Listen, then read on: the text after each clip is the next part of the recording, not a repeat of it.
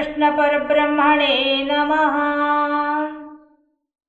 శ్రీమద్ భగవద్గీతలో 2వ అధ్యాయమైన సాంఖ్యయోగంలో మనం ఈరోజు 41వ శ్లోకానికి వచ్చామండి.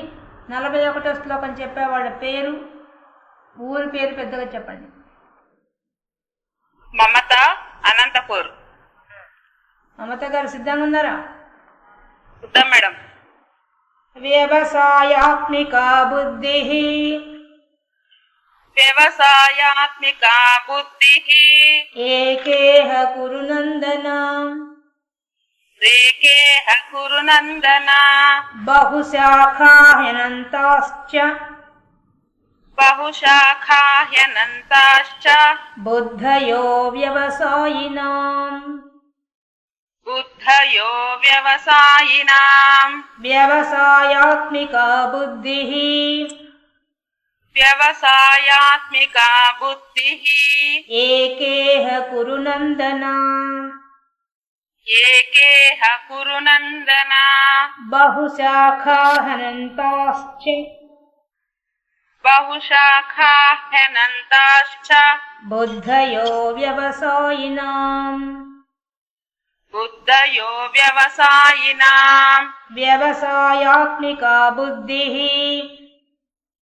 వ్యవసాయాత్మిక బుద్ధి, ఏకేహ కురు నందన, ఏకేహ కురు నందన, బహుశాఖాహ్యనంతాశ్చ, బహుశాఖాహ్యనంతాశ్చ, బుద్ధయో వ్యవసాయినాం.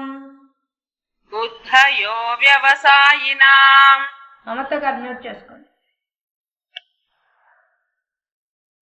ఇక కృష్ణ పరమాత్మ ఇంకా మనకి అర్జునుని ద్వారా మనకు హితబోధ చేస్తున్నారు. ఇక్కడ ఈ శ్లోకంలో ఇంకొంచెం కొత్త పదాలు, మనకు టెక్నికల్ వర్డ్స్ వస్తున్నాయి. ఒక్కొక్క శ్లోకంలో ఒక్కొక్క కొత్త పదాలు వస్తుంటాయండి. వాటిని మనం గుర్తుపెట్టుకోవాలి. ఎందుకంటే మనం వాడుక భాషలో వాడే విధానానికి దీంట్లో ఇది ఆధ్యాత్మిక విద్యలో కొంచెం టెక్నికల్ వర్డ్స్ ఉంటాయి. వాటికి అర్థము దానికి తగినట్టుగా మనం గుర్తుపెట్టుకోవాలి. వ్యవసాయాత్మిక బుద్ధి అని చెప్తున్నారు. మొట్టమొదట వ్యవసాయాత్మిక, ఇక్కడ వచ్చేసి మనం చేసుకునే మామూలుగా మన పంటలు పండించే వ్యవసాయం కాదు. ఇది అధ్యాత్మ విద్యలో ఉండే వ్యవసాయం. ఈ వ్యవసాయం వేరే, ఆ వ్యవసాయం వేరే. ఇది కూడా పంట పండాల, మోక్షం అనే పంట పండడానికి కోసంగా చేసేదే. దానికి ఎలా ఉండాలట? వ్యవసాయాత్మిక బుద్ధి. అర్జునుడికి చెప్తున్నాడు కృష్ణ పరమాత్మ ఏమని? ఎప్పుడు ఏ బుద్ధి కలిగి ఉండాలంటే వ్యవసాయాత్మిక బుద్ధి కలిగి ఉండాలి. అంటే ఏంటి వ్యవసాయాత్మిక అంటే? నిశ్చయంగా ఇది చేస్తాను అనే దృఢ సంకల్పంతో ఉన్నటువంటి బుద్ధి ఉండాలట. దానికి అర్థం అది. నిశ్చయంగా ఇది చేస్తాను, ఖచ్చితంగా చేస్తాను అనే బుద్ధి కలిగి ఉండాలని చెప్పి వ్యవసాయం అంటే అది అర్థం. అటువంటి బుద్ధి కలిగి ఉండాలట మానవుడు. ఏకేహ, ఇదొక్కటే. ఏక ఇహ, ఇదొక్కటే. ఇహ అంటే ఇప్పుడే, ఇక్కడే ఇప్పుడే నువ్వు ఆ డెసిషన్ తీసేసుకోవాలి. ఏం డెసిషను? ఎప్పుడు ఒకే రకమైన బుద్ధి కలిగి ఉండడం, నిశ్చయమైన బుద్ధి కలిగి ఉండడం. కురునందన అంటే కురువంశంలో పుట్టినట్టు ఓ అర్జున, నీకు ఉండాల్సిన బుద్ధి ఏంటంటే ఎప్పుడు నిశ్చయంగా ఒకటే అభిప్రాయం నువ్వు కలిగి ఉండాలి. బహుశాఖాహ్యనంతాశ్చ, బహుశాఖ అనేక రకాలుగా, అనేక విధాలుగా. అనంతాశ్చ, ఇంత అని చెప్పలేనంత అనంతంగా, ఎండింగ్ లేదు దానికి. అటువంటి కోరికలు, అటువంటి ఆలోచనతో ఉండేది ఈ ప్రపంచం. ప్రపంచంలో అంతా ఎలా ఉంటుంది? అందరూ ఏం చేస్తుంటారు? నిశ్చయాత్మక బుద్ధి ఉండదు. వాళ్ళకి అనేక రకమైన ఆలోచనలు, అనేక రకమైన విధానాలు కలిగి ఉంటారు. అవి అనంతం, ఇంత అని చెప్పడానికి లేదు, ఎక్కువగా ఉంటాయి. కానీ అటువంటి వాళ్ళంతా ఎటువంటిది? వాళ్ళ బుద్ధియో అవ్యవసాయినాం. వాళ్ళ బుద్ధి నిశ్చయంగా లేదు. నిశ్చయంగా లేని వాళ్ళ బుద్ధి ఎలా ఉంటుందంటే అనేక రకాల ఆలోచనలతో కూడి ఉంటుంది వాళ్ళది. కానీ ఎవడైతే వ్యవసాయాత్మక బుద్ధి కలిగి ఉంటాడో వాడికి మాత్రం స్థిర బుద్ధి కలిగి ఉంటాడు. దానివల్ల వాడు మోక్షం పొందగలుగుతాడు అని చెప్తున్నారు. ఇది మనకు పైన శ్లోకం ప్రకారం ఉండే అర్థం. ఇంకా లోపలికి పోతే ఏం చెప్తున్నారు, అసలు కృష్ణ పరమాత్మ ఏం చెప్పదలుచుకున్నారు, ఏం చెప్తున్నారు. ఇక్కడ మనకు చెప్తున్న విషయం ఏంటంటే వ్యవసాయాత్మిక బుద్ధి అంటే ఇప్పటిదాకా ఆయన ఏం చెప్పాడు, 2 రకాలు చెప్పాడు. ఒకటి ఆత్మ వివేచన చేసుకొని సమబుద్ధి కలిగి ఉండడం అనేది సాంఖ్యం చెప్పాడు, బ్రహ్మ విద్య చెప్పాడు. అంటే ఉపనిషత్తుల్లో ఉండే సారం అంతా కలిపి చెప్పేశాడు. రెండో పాయింట్ ఏం చెప్పాడు, కర్మయోగం మొదలుపెట్టాడు. కర్మయోగంలో కూడా ఎలా ఉండాలంటే నిష్కామ కర్మ చేయాలి, అంటే కర్మ చేస్తున్నప్పుడు కోరిక లేకుండా చెయ్యాలి. అది కూడా ఎలా చేయాలట, గెలుపు కానీ ఓటమి కానీ లాభం కానీ నష్టం కానీ సుఖం కానీ దుఃఖం కానీ సమానంగా చూడాలి అని చెప్పేశాడు. ఈ 2 కలిగి ఉన్న బుద్ధి ఏదైతే ఉందో, ఏ 2, ఆ సాంఖ్య బుద్ధి కానీ ఆ యొక్క కర్మయోగంతో ఉండే బుద్ధిగా నిష్కామ బుద్ధి కానీ ఎవరికైతే కలిగి ఉంటాడో వాడికి మోక్షం సిద్ధిస్తుంది. వాడే పరమాత్మ అయిపోతాడు, వాడే సొంత ఇంటికి వెళ్తాడు. మనం మొట్టమొదటి మీకు చెప్పిన ఆ కథ మర్చిపోనే పోకూడదండి, లాస్ట్ వరకు అది అవసరం. మనం సొంత ఇంటికి వెళ్ళాలంటే ఏకైక మార్గం ఏంటంటే సాంఖ్యయోగంలో చెప్పినట్టయినా ఆత్మవిచారణ చేసుకుంటూ సమబుద్ధి కలిగి ఉండాలి.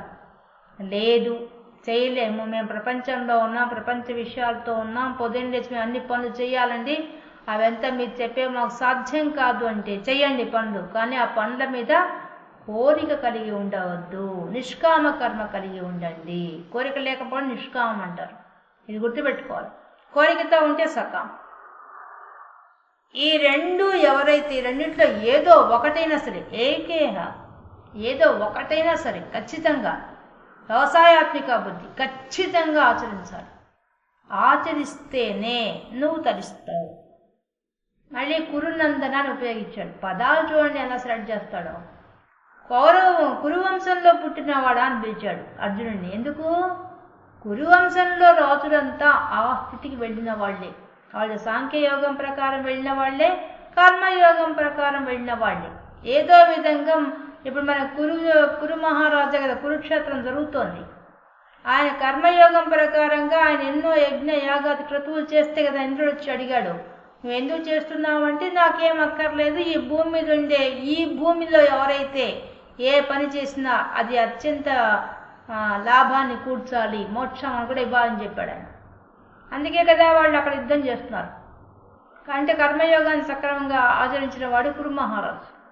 అందుకని చెప్తున్నాడు, ఆయన నిష్కామంగా చేశాడు, ఏ కోరిక లేకుండా చేశాడు. ఆయన లోక కళ్యాణం కోసం మాత్రమే చేశాడు.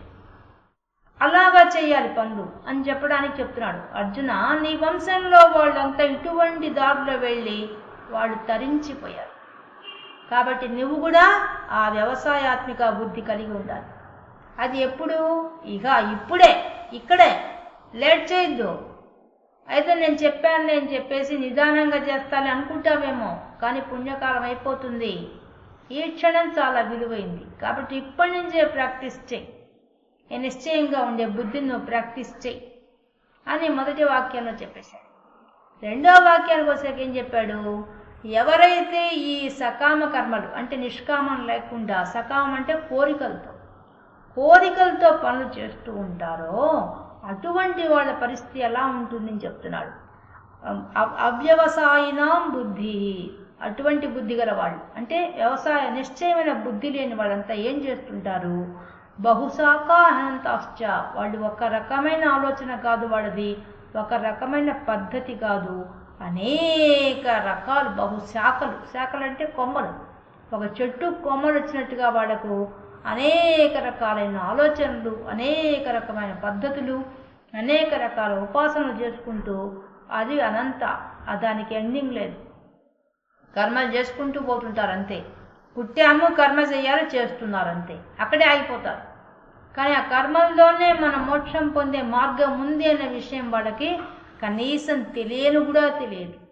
ఒకవేళ చెప్తామన్నా వినరు కూడా వినరు. అది అసలు విషయం. ఎందుకు? వాళ్ళకు బుద్ధి స్థిరంగా లేదు కాబట్టి ఏం చెప్తున్నాడు? ఖచ్చితంగా అది ఆచరించాల్సిందే. ఏది ఆచరించాలి? నిశ్చయమైన బుద్ధి. నిశ్చయమైన బుద్ధి దేంట్లో ఉండాలి? కర్మయోగంలో అన్నా ఉండాలి, లేదా సాంఖ్యయోగంలో ఉండాలి. ఈ రెండిట్లో ఏదో ఒక యోగంలో ఖచ్చితంగా ఉండాలి. దీని ప్రకారంగా నువ్వు నిర్ణయం తీసుకో అని స్పష్టంగా చెప్పేశారు కృష్ణ పరమాత్మ. ఇప్పుడు చూడండి, ఇలాంటి ఆలోచన చేసేవాళ్ళు ఏది సాంఖ్యయోగం ప్రకారం కానీ కర్మయోగం ప్రకారం కానీ ఎవరైనా సరే వాళ్ళు స్థిరమైన బుద్ధి కలిగి ఉంటారు. వాళ్ళు బుద్ధి కలిగి ఉండడం కాదు, ఆచరించి చూపిస్తారు కూడా వాళ్ళంతా. మన కృష్ణ పరమాత్మే సాక్షి. ఆయన జీవితం అంతా ఆయన సాంఖ్యాన్ని చూపించాడు, కర్మయోగం రెండు చూపించాడు. రెండింటిని సాధించి ఆచరించి మనకు చూపించేశాడు. ఇక మనకు రెండో లైన్కి వచ్చేసరికి చూసుకుందాం. ఎందుకంటే సకామ కర్మ ఎలా ఉంటుంది. ఇప్పుడు మొదటి దాంట్లో ఏంది చెప్తున్నాడు? నువ్వు ఏ ఉపాసన చేసినా భగవంతుడి కోసం ఒక నామం పట్టుకుంటావా? పట్టుకో. లేదు ఒక విగ్రహాన్ని ఆరాధిస్తావా? ఆరాధన చేయి. లేదు ఒక జపం చేస్తావా? చెయ్యి.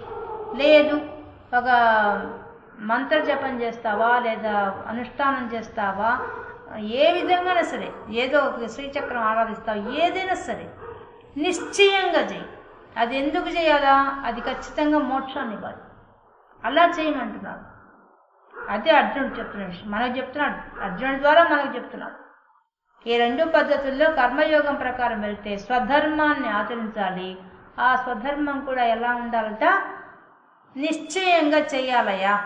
అది అసలు సంగతి. వ్యవసాయాత్మిక బుద్ధి అంటే నిశ్చయంగా చెయ్యాలి, ప్రయత్నపూర్వకంగా చెయ్యాలి అని చెప్పేస్తున్నాడు. ఇప్పుడు అలా చెయ్యని వాళ్ళ యొక్క పరిస్థితి ఎలా ఉందో కూడా సెకండ్ లైన్లో చెప్పేశాడు. ఎలా ఉంటుందట? వాళ్ళది బహుశాఖ అనంతాశ్చ. అనంతమైన కోరికలతో, అనంతమైన చేష్టలతో వాళ్ళు అల్లాడుతుంటారు. అది వాళ్ళ పరిస్థితి. అది చెప్తున్నారు. ఇప్పుడు ఒక ఉదాహరణ తీసుకుంటాం. సకామానికి ఇంకా మన వైద్యానికి మనం చెప్పక్కర్లా. మనకు రామకృష్ణ పరమహంస కానీ రమణ మహర్షి వాళ్ళంతా యోగ మార్గం ద్వారా, జ్ఞాన మార్గం ద్వారా, సాంఖ్యం ద్వారానే వాళ్ళంతా మోక్షాన్ని పొందారు. మనం చూస్తూ ఉండగానే వాళ్ళు మనలాగా పుట్టారు. వాళ్ళ కర్మల్ని ఏమాత్రం పట్టించుకోలేదు. కేవలం వాళ్ళు ఆత్మ విచారణతోనే వాళ్ళు వెళ్ళిపోయారు. వాళ్ళు సాధించేశారు. ఆదిశంకరాచార్యుడు, దీనికి భాషను రచించిన ఆదిశంకరాచార్యులు కూడా చేసి చూపించేశాడు. కాబట్టి దానికి అవసరం లేదు. ఇప్పుడు ఈ రెండో లైన్కే వాళ్ళు చెప్తున్న విషయాన్ని మనం కొంచెం గమనించాలి. ఎందుకంటే మనం ఎంత అనుకున్నా మనం ప్రపంచం మీద వ్యామోహం అంత తప్పించుకోలేం. మన వల్ల కాదు. అది చెప్పడం చాలా సులభంగా, చేయడం చాలా కష్టం. ఇప్పుడు చూడండి, మనం ఒక పసిపిల్లవాడు ఉన్నాడు. వాడు ఏం చేస్తాడు? నిద్ర లేయంగానే ఆటలు స్టార్ట్ చేస్తాడు. ఏదో ఒక బొమ్మ తీసుకున్నాడు, కొంతసేపు ఆడతాడు. కొంతసేపు అయిపోగానే ఇంకో బొమ్మ కావాలంటాడు. ఆ బొమ్మ తీసుకుని కొంతసేపు ఆడతాడు. మళ్ళీ ఆ బొమ్మతో అయిపోగానే ఇంకో బొమ్మ కావాలంటాడు. మధ్యలో అది అయిపోగానే ఇంకో కోరిక పుడుతున్నట్టు వాడికి. ఇప్పుడు ఏదైనా స్వీట్ తింటే బాగుంది అనిపిస్తే నాకు స్వీట్ కావాలంటాడు. లేదా నాకు ఆకలి అవుతుంది చెప్తాడు. ఏదో పెట్టమంటాడు, అది పెడతాం. మళ్ళీ వచ్చి కూర్చుంటాడు. నేను ఉయ్యాలి కొంతసేపు ఊగుతానంటాడు. మళ్ళీ కొంతసేపు ఉయ్యాలి ఊగుతాడు. మళ్ళీ అది అయిపోగానే వెంటనే వాడి కోరికలు మారిపోతుంటాయి. ఇది చేస్తాను, అది చేస్తాను అని చెప్పి వాడి బుద్ధి మారిపోతుంది. రాత్రి వరకు వాడు చేసే పనులని మనం గమనిస్తే పసిపిల్లవాడివి ఒక్క గంట కూడా ఒక దాని మీద స్థిరంగా కూర్చొని ఉండడం జరగదు. పైన ఇచ్చిన బొమ్మల్ని కూడా వాడు ఏం చేస్తాడు? ఇచ్చిన కొంతసేపటికే పగలగొట్టేస్తాడు. ఎరగొట్టి లోపల ఏముందో అని చూస్తాడు. అది వాడు చేసే పని. ఆల్మోస్ట్ పిల్లలందరూ అట్లే ఉంటారు. లోపల ఏముందని వెతకడానికి అన్ని ఏ పార్ట్కి ఆ పార్ట్ తీసేస్తారు. కాబట్టి పిల్లల యొక్క మనసు ఎలా ఉంది? అనుక్షణం మారుతోంది. గంటకి మారిపోతుంది. అలాగే ప్రపంచ విషయాల్లో ఉండి ఇప్పుడు సంపాదన కోసం వెళ్ళే వాళ్ళైతేనేమి, వ్యాపారాల కోసం వెళ్ళే వాళ్ళైతేనేమి, అందరికీ కూడా స్థిరమైన బుద్ధి ఉందా అంటే ఒకడు వచ్చి ఒకటి చెప్తే ఇంకో దానికి వెళ్ళిపోతారు. ఒక వ్యాపారం ఒక దాంట్లో ఉద్యోగం చేస్తుంటాడు. ఈ కంపెనీ కన్నా ఇంకొక మంచి కంపెనీ ఉందంటే దానికి వెళ్ళిపోతారు. లాభం వస్తుందంటే బుద్ధి మారిపోతుంటుంది. ఒక దగ్గర స్థిరంగా కూర్చోకుండా వాళ్ళు తిరుగుతూ ఉంటారు, ప్రపంచ వ్యవహారంలోనే తిరుగుతుంటారు వాళ్ళు. ఇంక దానివల్ల ఏమైపోతుంది, పరమాత్మను పట్టుకునే అవకాశమే లేదు.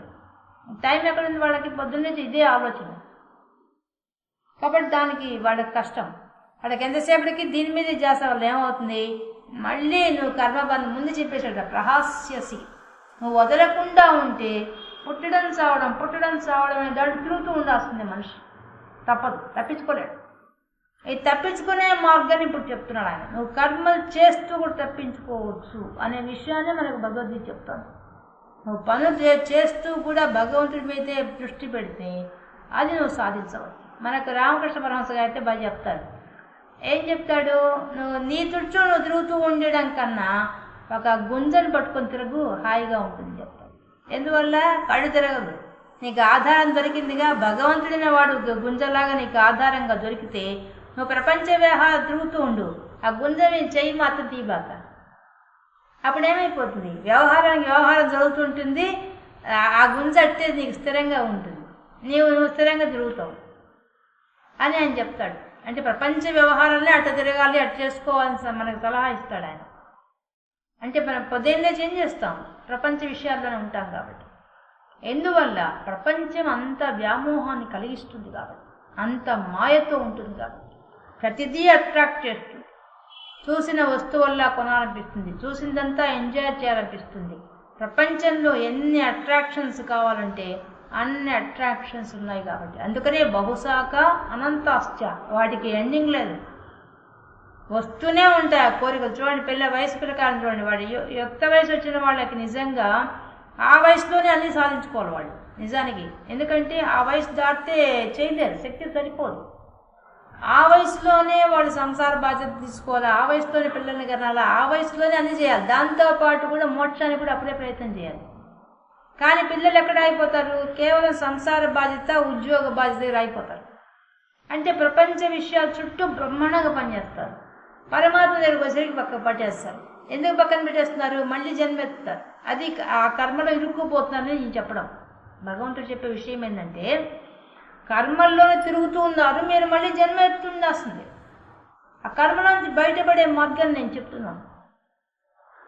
ఈ కర్మ నేను వద్దని చెప్పలేదు, కానీ దాంతోపాటు నీ ఉపాసన ఎలా ఉండాలి, నిశ్చయంగా భగవతత్వం మీద ఉండాలి, అది చెప్తున్నాడు. దాన్ని వదలకుండా పట్టుకోవాలి. ఏదో ఒక నామం చేసుకోవడము, ఏదో ఒకటి మానసికంగా చేయడం పెద్ద కష్టం కాదుగా. ఎదురుగా కూర్చొని పూజ చేయడం చాలా కష్టం, కానీ ఒక నామాన్ని పట్టుకొని దాని ద్వారా తరించిపోవచ్చు. ఒక ఊర్లో ఒక రామయ్య అని ఒక ఆయన ఉన్నాడు. ఏం చేస్తాడంటే, ఒక యుక్త వయసు వస్తుంది, పెళ్లి చేసుకోవాలనుకుంటాడు, కానీ సంబంధాలు ఏవి కుదరవు. అప్పుడు పోయి వాళ్ళ ఊళ్ళో ఉండే ఒక జ్యోతిష్కుని పోయి అడుగుతాడు, నా జాతకం ఎలా ఉంది, ఎప్పుడు పెళ్ళి అవుతుందని చెప్పి.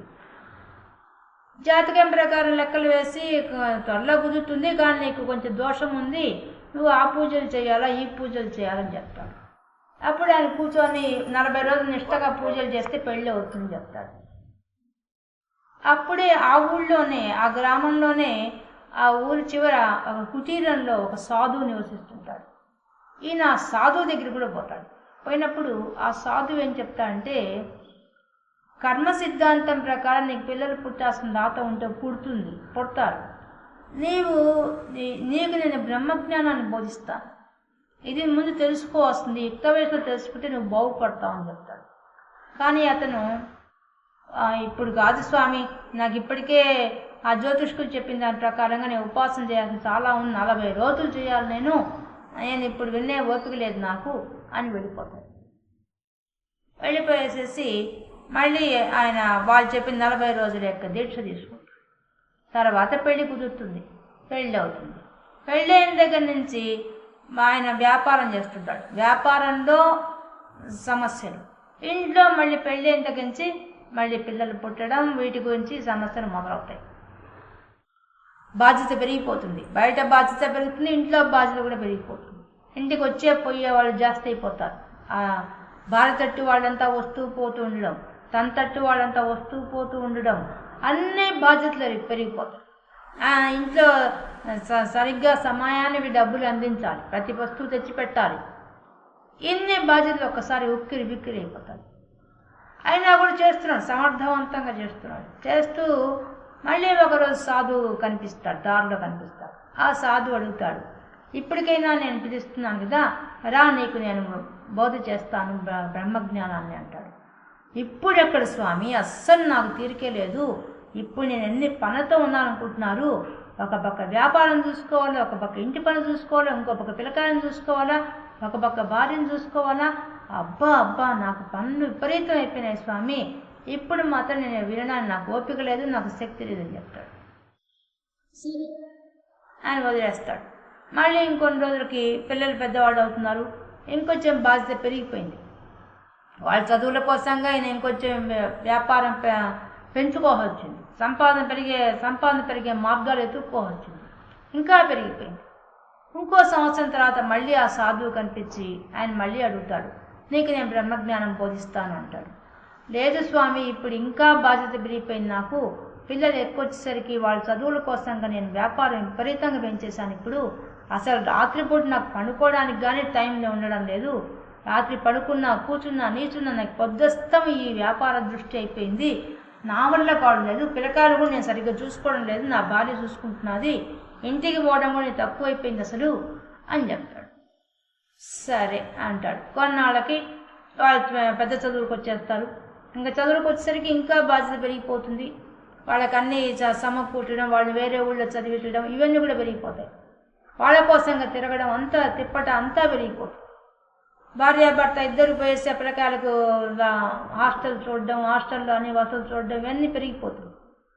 మళ్ళీ ఒకరోజు సాధువు కనిపించి అడుగుతాడు, నీకు ఇప్పుడు జ్ఞానబోధ చేస్తానని చెప్పి. స్వామి, ఇప్పుడు అస్సలు కుదరదు నాకు. ఎంత బిజీగా ఉన్నా అంటే అంత బిజీగా ఉన్నాను. పిల్లకాయలేమో వేరే ఊళ్ళలో చదివిస్తున్నాను. ఇంకా ఎక్కువ సంపాదించి వాళ్ళకు ఫీజులు కట్టాల్సిన పరిస్థితి వచ్చేసింది. ఇదిగాక ఇంట్లో సమస్య కూడా పెరిగిపోతున్నాయి. నా భార్య ఆరోగ్యం కూడా దెబ్బతింటోంది. వీటికి సంపాదించాల్సి వస్తుంది. ఒక పక్క నా తల్లిదండ్రులు కూడా మూలపడిపోతున్నారు. వాళ్లకు సేవలు చేసుకోవాలా, వాళ్లకు మందులు ఏర్పాటు చేయాలా, నాకు అస్సలు తీరకలేదని చెప్పేస్తాను. సరే, ఇంకా మళ్ళీ పిల్లకాయలు చదువులు అయిపోతాయి. వాళ్ళ ఉద్యోగాల కోసం వేటలో పడతాడు. వేటలో ఉద్యోగాలు ఇప్పిస్తాడు. ఇంకా పెళ్ళిళ్ళు చేస్తుంటాడు. పెళ్ళిళ్ళ సమయానికి ఆ సాధువు వస్తాడు. ఇంకేం నీ బాధ్యత అయిపోయింది, పెళ్ళిళ్ళు చేస్తున్నావు కదా, ఇకనైనా నువ్వు పెళ్ళిళ్ళు అయిపోయిన తర్వాత వచ్చి నా దగ్గర జ్ఞానం నేర్చుకో అంటాడు. భలేవాడి స్వామి, ఇప్పుడే సమస్యలు మొదలవుతాయి నాకు. ఆడపిల్ల పెళ్లి చేశానంటే ఇంకా ఆడపిల్ల ఇంకా కాన్పులు రావడం, ఇవన్నీ సమస్యలు పెరిగిపోతాయి ఇంకా నాకు. ఇప్పుడు కూడా డబ్బులు అవసరం. వీళ్ళందరికీ వచ్చిన వాళ్ళందరికీ బయట వాళ్ళు వచ్చేది, వీళ్ళకంతా మర్యాదలు చేయాలి. నేను వీటన్నింటికి సంపాదించుకోవాలా. ఇప్పుడు ఎక్కడ నాకు కుదురుతుంది స్వామి, నేను కుదిరినప్పుడు నేనే వస్తాలే స్వామి అని చెప్తాడు. సరే అని వదిలేస్తాడు. ఇంకా ఆయన మళ్ళీ పెళ్ళిళ్ళు అయిపోతాయి. వాళ్ళ కాన్పులు అయితేనేమి అన్నీ పోస్తాయి. అప్పుడు మళ్ళీ సాధువు వచ్చి అడుగుతాడు, ఏమయ్యా ఇంకేమి కాన్పులు కూడా అయిపోయినాయి కదా, ఇక్కడ నువ్వు హాయిగా నేను బ్రహ్మ విద్య చెప్తాను నేర్చుకో అంటాడు. అంటే భలేవాడి స్వామి, ఇప్పుడు ఇంకా కష్టమైపోయింది మాకు. నేను ముసలివాడిని అవుతున్నాను, నా భార్య ముసలిది అవుతున్నది, తల్లిదండ్రి బాధ్యతలు అంతా అయిపోయినాయి. కానీ ఇప్పుడు మా శరీర ఆరోగ్యం, మేము తీర్థయాత్ర తిరగాల ముందు. ఎందుకంటే ఇది కూడా తగ్గిపోయిందంటే నేను తీర్థయాత్రలు చేయలేను. ఇప్పుడు దానికోసంగా మేము ఇద్దరే ఉన్నాం కాబట్టి హాయిగా తీర్థయాత్రలు పోతున్నాం, ఇంకా ఆజాసలో ఉన్నాం కాబట్టి ఇప్పుడు కూడా నేను ఇప్పుడు వినలేనంటాడు. సరే పో ఇంకని చెప్పి పంపిస్తాడు. ఆయన మళ్ళీ అన్ని ఊళ్ళు తిరుగుతాడు, అక్కడక్కడ తిరుగుతాడు, ఎన్నో పుణ్యకార్యాలు చేస్తాడు, అన్నీ చేస్తాడు. మళ్ళీ తిరిగి వస్తాడు.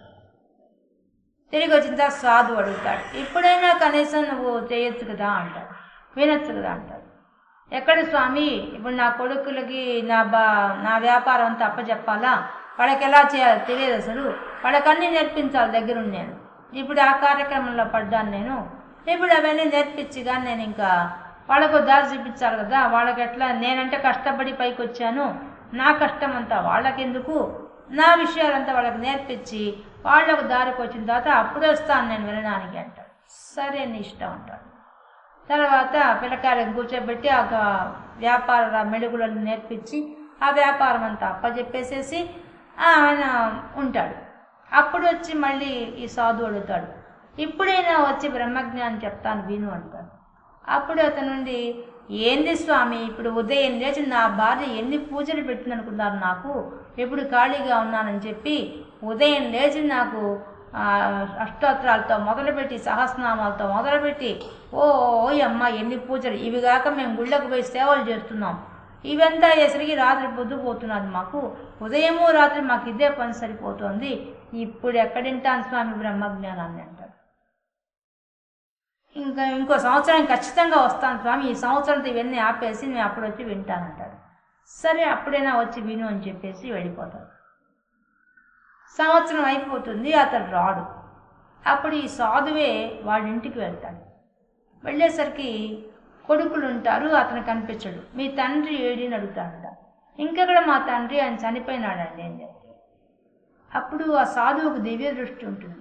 ఆ దివ్య దృష్టితో గమనిస్తే ఆయన బాగా సంపాదించి ఒక పెట్టె నిండా డబ్బు సంపాదించి రత్నాలు వజ్రాలు అన్నీ సంపాదించుంటాడు. అవన్నీ భూమిలో పాతి పెట్టుంటాడు ఆయన. ఆ పాతి పెట్టిన దగ్గర పామై పుట్టుంటాడు ఆయన. చనిపోయిన వాడు పామై పుట్టుంటాడు, అక్కడ తిరుగుతుంటాడు.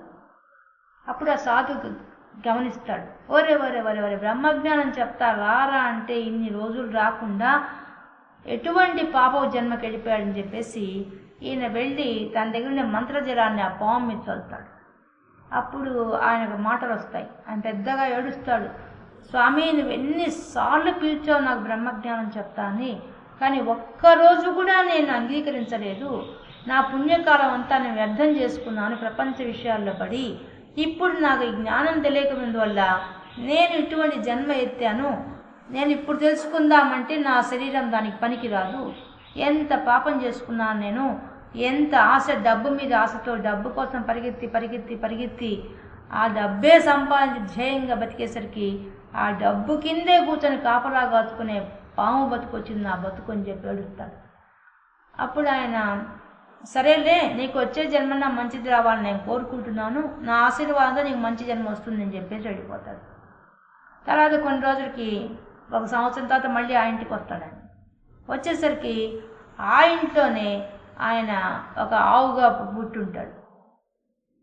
అప్పుడు వచ్చి చూసిన తర్వాత ఆ కొడుకులు మనవాళ్ళు అందరూ వచ్చేసి ఉంటారు. అప్పటికి కూడా ఆయన ఆ ఇంట్లో ఆవుగా పుట్టుంటాడు. మళ్ళీ పోయి ఆవు నెత్తిన మంత్రనీళ్ళు చల్లంగానే అతను మళ్ళీ ఏడుస్తాడు, స్వామి మీరు చెప్తుంటే ఏమో అనుకున్నాను, మీ నోటి వాక్కు వల్ల మంచి జన్మ వచ్చింది, కానీ మానవ జన్మ వస్తే కానీ తరించలేను కదా, నాకు మానవ జన్మ ప్రసాదించండి.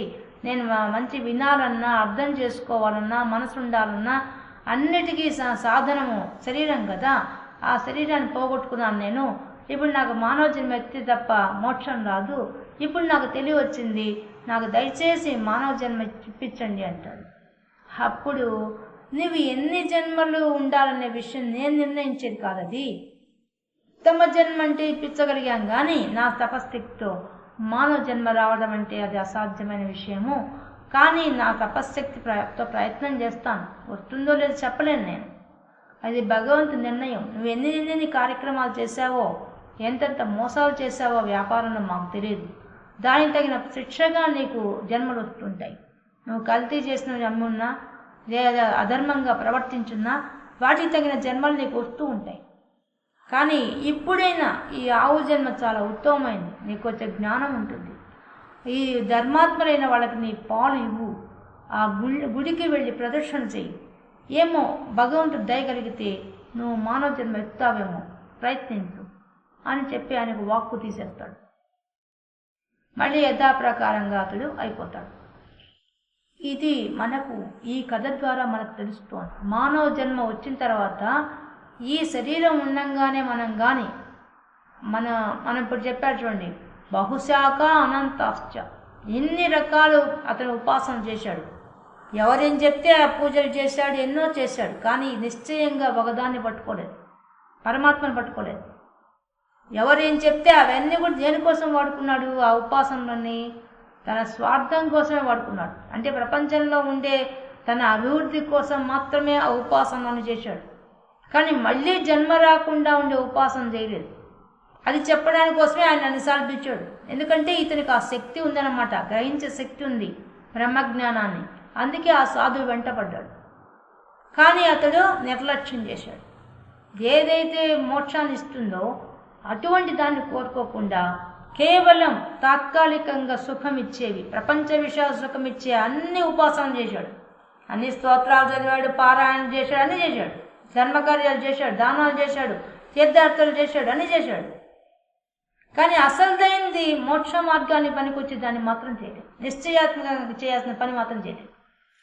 అందుకే చెప్తున్నాడు భగవంతుడు దీంట్లో కూడా, బహుశాఖ అనంతాశ్చ, అవి ఎటువంటివి బహుశాఖలు, పలు విధాలుగా ఉంటాయి, అనేక రకాల ఆలోచనలు. ఆ అనేక రకాల ఆలోచనలన్నీ కూడా ప్రపంచ వ్యవహారాల చుట్టూ తిరుగుతాయి, వాటిల్లో గెలుపు సాధించాలని చూస్తాయి, అంతే. అదే మనం మళ్ళీ జన్మ లేకుండా ఉండే స్థితిని మాత్రం అవి ఆలోచించవు. ఆ విషయాన్నే మనకు అది అనంతాశ్చ, అనంతమైనవి అంటే ఇంత అని చెప్పలేం. అనంతమైన మనకెంతో శక్తి ఇవ్వబడింది మనిషికి, ఆ లోపల నుండి అంతర్గత శక్తి, ఆత్మశక్తి మనలోనే ఉంది. మనలో ఉన్న ఆత్మను చూడడానికి, మన సొంత ఇంటికి పోవడానికి కావాల్సిన దారి మన మనసులోనే ఉంది. మన మనసును మన మనసు బుద్ధి నిశ్చయంగా ఒక దారి మీద కాన్సన్ట్రేషన్ చేస్తే అప్పుడు మనం తీసుకెళ్ళిపోతుంది మనల్ని. దానికి కర్మ చెప్తున్నాడు, కర్మయోగం చెప్తున్నాడు. నిష్కామంగా చెయ్యి. నువ్వు అంటావు కదా, నేను ఉపాసన నేను చేయలేను, నేను ప్రాణాయామం చేయలేను, ధ్యానం చేయలేను అంటావు కదా. నీకెన్ని మనకు పతంజలి యోగ శాస్త్రం ప్రకారం వెళ్ళాలంటే చాలా కష్టమైంది కదా, డిఫికల్ట్ అది. ఎందువల్ల దానికి సద్గురువు దొరకాలా, వాళ్ళు ఉపాసన ఇవ్వాలా, దాని ద్వారా చేయాలి. నువ్వు ప్రాణాయామం చేయాలన్నా కూడా సద్గురువు ఉండాలి పక్కన, లేకపోతే ప్రాణాయామం బెడిసికొడితే పిచ్చి వస్తుంది. అలాగే ధ్యానం కూడా అంతే, ధ్యాన ప్రక్రియ కూడా ఒక సిస్టమేటిక్గా జరగాలి, మన ఇష్ట ప్రకారం చేసేది కాదు. దానికి కూడా గురువు అనుగ్రహం ఉండాలి. ఎట్టంటే అటు చేసుకుంటే మనకు పీస్ ఆఫ్ మైండ్ పోయి మనమే అధోగతి పాలవుతాం. కాబట్టి అట్లాంటివన్నీ కష్టం. కానీ నువ్వు కర్మలు చేస్తూనే, నీ జీవితంలో నువ్వు కర్మలు ఆచరిస్తూనే, ఆచరించే కర్మ ఎలా ఉండాలంటే నిష్కామంగా ఉండాలి.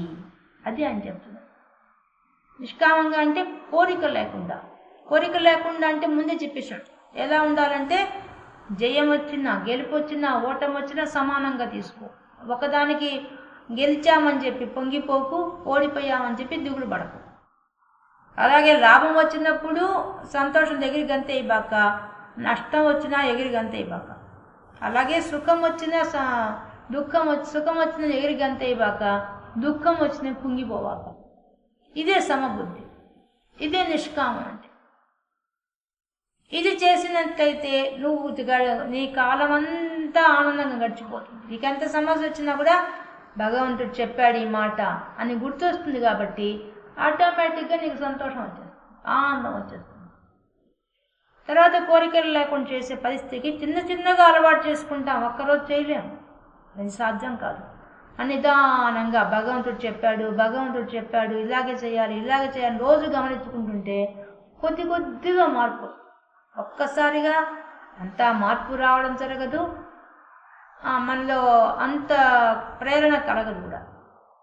కానీ నిదానంగా చేసుకుంటూ పోతే మాత్రం దీంతో ఫలితం ఎక్కువగా ఉంటుంది. కాబట్టి పరమాత్మ ఈ విషయాన్ని ఈ శ్లోకంలో ఇంత చక్కగా వివరిస్తున్నారు. నువ్వు ఎన్నో ఉపాసన చేయొచ్చు, కానీ దాంట్లో నిశ్చయంగా ఖచ్చితంగా చేయాల్సింది మాత్రం ఒకటే ఉంది. అది నువ్వు ఉండంగానే సంతోషంగా గడిచిపోయి నీ జీవితము, నీకు మళ్ళీ తద్వారా మోక్షాన్ని పొందవచ్చు. ఒకవేళ అది కూడా చెప్పేశాడు ముందు శ్లోకంలో, నువ్వు ప్రారంభించడంలో కొద్ది కొద్దిగా చేసి వదిలేసినా కూడా నీకు నష్టం లేదు. స్వధర్మం చేసేటప్పుడు దాన్ని నేను కొనసాగిస్తాను. దాన్ని ఎలా కొనసాగిస్తాడు? నువ్వు ఎంతవరకు పుణ్యం చేశావో దానికి తగిన ఫలితాన్ని నీకు ఇచ్చేస్తాడు. మనం కుచేరుడు యొక్క కథ కానీ, ప్రహ్లాదుడి కథలో కానీ, వాటన్ని కథల్లో మనకు కనిపిస్తుంది. వాళ్ళు నిశ్చయంగా ఒక భగవంతుడి పట్టుకొని ఒకే రకంగా ప్రార్థన చేస్తూ కూర్చున్నారు. వాళ్ళు ఆ స్థితికి వెళ్ళిపోయారు. వెళ్ళిపోవడానికి కారణం ఏంటంటే వాళ్ళు సమబుద్ధితోనే ఉన్నారు. ఇప్పుడు కుచేరుడి యొక్క జీవితం చాలా ఘోరమైంది, అష్టదరిద్రం అనుభవించాడు ఆయన. కానీ ఆయన ఎప్పుడు సంతోషంగా ఎందుకు ఉండగలిగాడు? సమబుద్ధి పాటించడం వల్ల. అందువల్లే భగవంతుడే ఆయన తీసుకొని దగ్గర తెచ్చుకొని ఆయన ఇచ్చి పిడికిడి అటుకులతోనే ఆయనకి ఎక్కువ సంపద ఇచ్చేశాడు. అంటే ఇక్కడ సంపద ఇచ్చాడంటే ఈ సంపద కోసం ఆయన అడిగాడా? ఆయన మోక్షమే అడిగాడు కుచేరుడు, అందుకే మోక్షమే ఇచ్చాడు. కానీ తాత్కాలికంగా మాత్రం అవి ఇచ్చినట్టుగా చూపించాడు, తర్వాత ఆయన మోక్షమే ఇచ్చేశాడు. కాబట్టి ఇలాగా చెప్తున్నాడు పరమాత్మ. ఇక్కడ చెప్తున్న విషయం ఏంటంటే ప్రపంచ విషయాలన్నింటిలో అవ్యవసాయినాం బుద్ధి, అటువంటి బుద్ధి ఉంటే, ఎటువంటి బుద్ధి, నిశ్చయంగా లేని బుద్ధి ఉండి ప్రపంచ విషయాలు మాత్రమే పట్టించుకుంటూ ఉంటే నీకు ఎప్పటికైనా కూడా శాంతి ఉండదు, ప్రశాంతత ఉండదు ఫస్ట్. నెక్స్ట్ మోక్షం రాదు. కానీ నువ్వు ప్రపంచ విషయాల్లో ఉంటూ కూడా నువ్వు మోక్షం పొందాలంటే సులభమైన మార్గం లేదంటే ఈ నిష్కామ బుద్ధి ఒకటి, నిష్కామ కర్మ యోగం, అది ఆచరించాలి. ఇది చెప్పడం చేయడం కష్టం అనుకుంటున్నావేమో, కానీ ప్రారంభించు. ఇహ ఇక్కడ, అందుకని ఇహ ఏక ఇహ ఇక్కడే ఇప్పుడు స్టార్ట్ చేయి, ఎప్పుడో కాదు, ఈ క్షణం నుంచి స్టార్ట్ చేయి. ఆ పని చేయడం చిన్నగా ప్రాక్టీస్ అయిపోతుంది. మొదట్లో కొంచెం కష్టంగా ఉంటుంది, పోను ప్రాక్టీస్ అయిపోయిన తర్వాత అది చాలా ఈజీ అయిపోతుంది అని ఇంత సులభంగా చెప్పేస్తున్నారు పరమాత్మ ఈ శ్లోకం ద్వారా. వ్యవసాయాత్మిక బుద్ధి ఏకేహ కురు నందన బహుశాఖానంతాశ్చ బుద్ధయో వ్యవసాయినా. నిశ్చయాత్మకమైన బుద్ధి ఖచ్చితంగా ఉండాలనే విషయాన్ని ఇంత స్పష్టంగా చెప్పేశాడు పరమాత్మ. ఇలాగా ఒక స్నేహితుడు చెప్పినట్టు, ఒక గురువు చెప్పినట్టు, ఒక ఆత్మీయుడు చెప్తున్నట్టుగా ఎంత చక్కగా చెప్తున్నారు చూడండి. మనం ఇక్కడ బతికుండంగా తరించే మార్గాన్ని చెప్తూ పరమాత్మను చేరుకునే విధానాన్ని కూడా సులభంగా చెప్పేస్తున్నారు పరమాత్మ. ఇది సాంఖ్యయోగంలో 41వ శ్లోకంలో ఉండే విశేషాంశాలు.